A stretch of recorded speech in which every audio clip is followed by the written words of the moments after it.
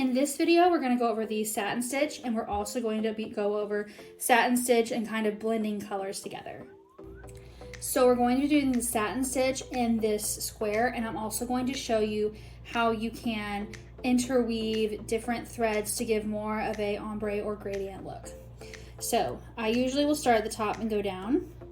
It's mainly just wherever you feel like you can control the needle the most.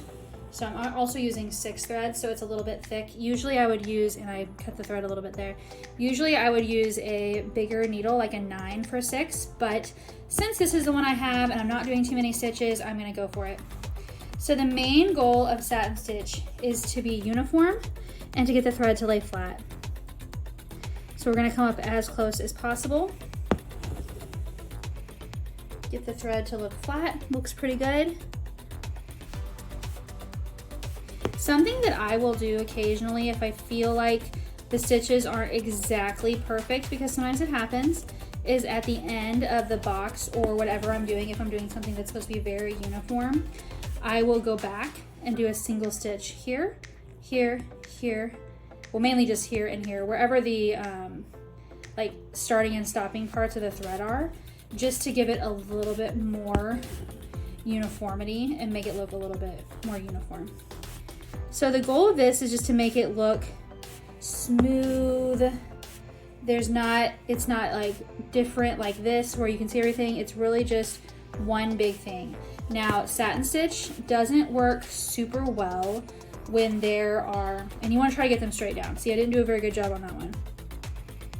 So satin stitch doesn't work super well on a very long piece, because if you pull it, or like a long area, because if you pull it too tight, it will look a little weird. Now see, now I have this little bitty gap right here. So sometimes what I do is a little fill in, and I'll just drag up and just kind of fill it in, since the other part already has it in, and then there you go. You can't really tell. It's like nothing ever happened. So we're just going up and down. So if you were wanting to do a gradient or an ombre and you have a few different colors, one of our designs has this specific feature. What I do is I do generally one long satin stitch, and I start them at the same spot and I finish them in various spots. So I'm going to finish this up, and I'm going to show you exactly how to do that in another area. Okay, so, and if you wanted to, you come over here and just do one single stitch.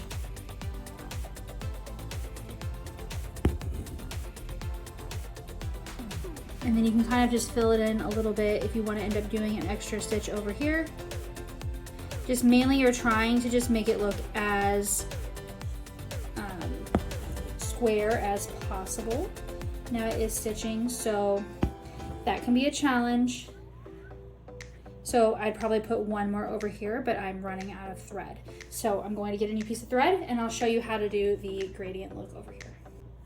So the ombre look is probably one of my favorite looks to create in stitching, and I'm going to show you how to do it. So we're mainly using satin stitch, but we're going to do it randomly. So you start wherever you're supposed to start, then you just go up. If you're doing one where it's like a third, a third, a third, you're doing the canvas. Now, normally, I know I said you start and stop at the same place over here. For these stitches, just because I wanted to not use quite as much thread, instead of going like up and back and around like this to where the back of it looks like this one, I went top, bottom to top, top to bottom. It also helped me manage exactly where the stitches were. So for this one, I'm gonna start a little bit higher, if I can get through it. There we go. Okay. And there's a knot here. I'm using, you can't see it, but basically if I don't want to go through the knot, I just take my finger and I just pull it over, and that's generally enough to squeeze my needle through. That's what I'm doing right now. So, whoops. Okay, so I'm pulling it over, bringing it down.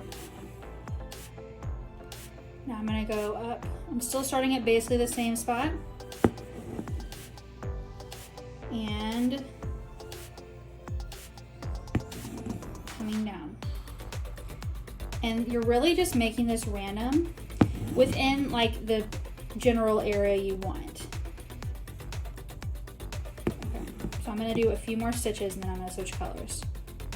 So I'm just going down, up, down, trying to have them be just varied lengths.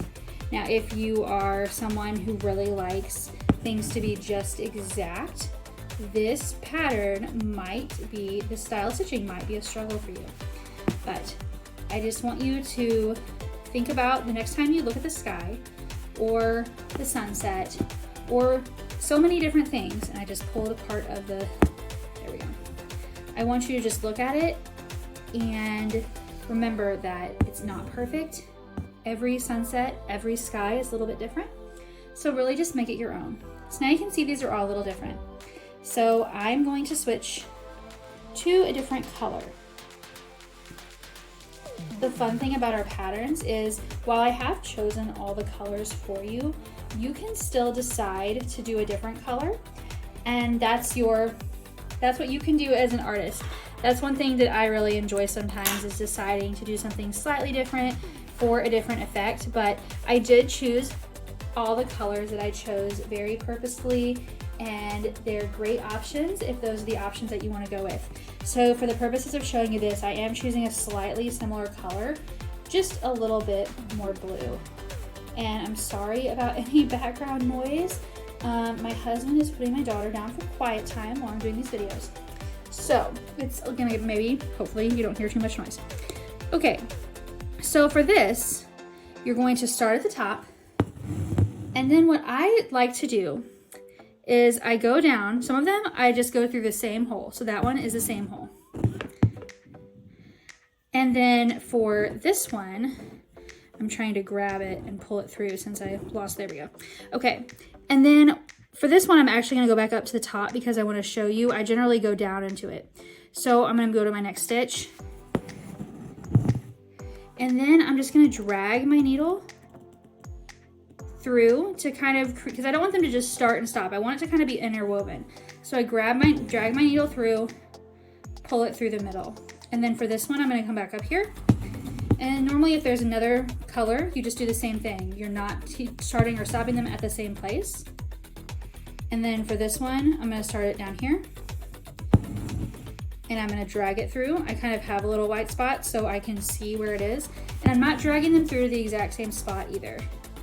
This stitch is probably one of the most relaxing stitches for me because it gives me the opportunity to decide exactly how the sky is going to look, or the sunset, or whatever thing you're doing. And I can see why I'm having problems now. It's because I didn't cut off the darker piece when I finished it like I normally do, but since we're doing it this way, there we go. Okay, back to this. So, now I don't remember where I stopped. So just coming through, drag. This one I'm gonna go really far down. And it just creates this really nice effect where it just kind of, the thread just disappears. So it's a fun way of doing it versus just stopping at the exact same spot. It kind of just continues on. So that one I'm gonna go there. And they don't all do this. I don't do this with every one of them. I haven't tried that. That might actually look really nice. So, if you want to see if there's any like white area or any places where you haven't stitched, you can hold it up to the light, see if there's any fabric that you can see. I can kind of see this because of where the sun is right now when I'm filming these. So, sorry about that. Had to end that video rather abruptly, but basically what we're doing is we're just going into the darker color, and some of them I'm using the exact same hole here, and that's how I'm creating this kind of ombre gradient effect to get these colors kind of just blending into each other.